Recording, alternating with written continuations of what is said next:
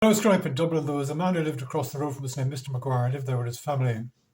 He was what you call a sort of bit of a busybody. He thought of himself as the sort of as the kind of moral guardian of the neighbourhood.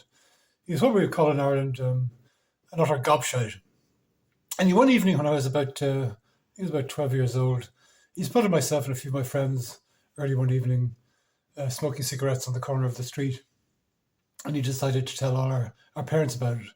Now, as it happened, my parents weren't particularly that bothered. I think a few other parents were. But anyway, regardless of that, I decided on a strategy of revenge.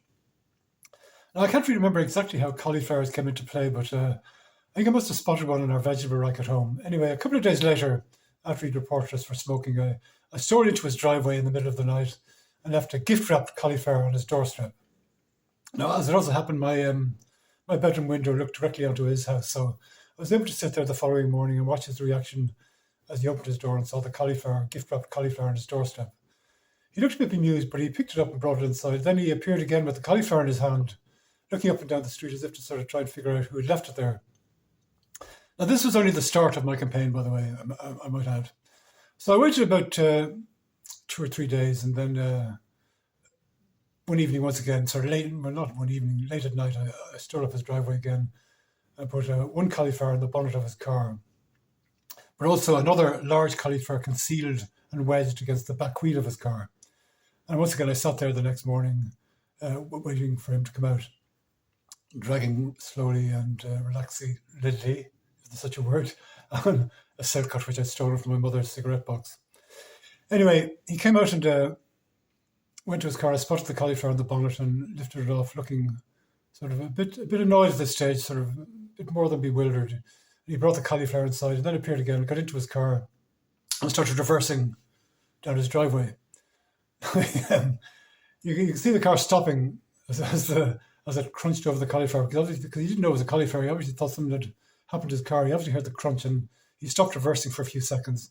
And then he sort of very, very carefully started reversing again down his driveway until he saw the mangled cauliflower in his driveway. He got out of his car in a rage at this stage and started kicking the cauliflower all over the place, some of it landing on his perfectly manicured lawn.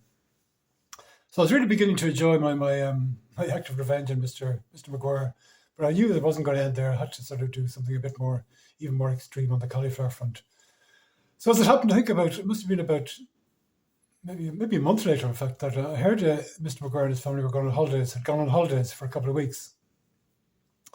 So it was about 2 weeks later, I was sitting in my bedroom again. I had to sort of, spend a lot of my time in the bedroom because I wasn't sure exactly when he was going to be coming home from holiday. And my parents were a bit confused as to why I was spending so much time in my bedroom. I had to make up some silly excuse about studying or something.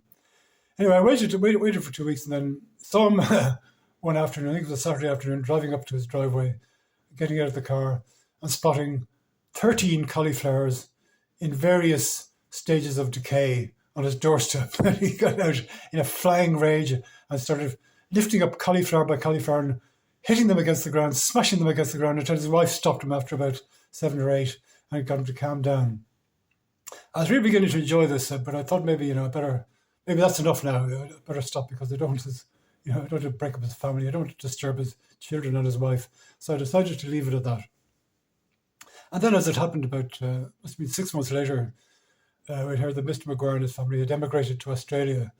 I like to think it was because of my cauliflower campaign, but I don't think it was. I think he was just offered a job in whatever office he worked in, the Australian office or whatever company he worked for.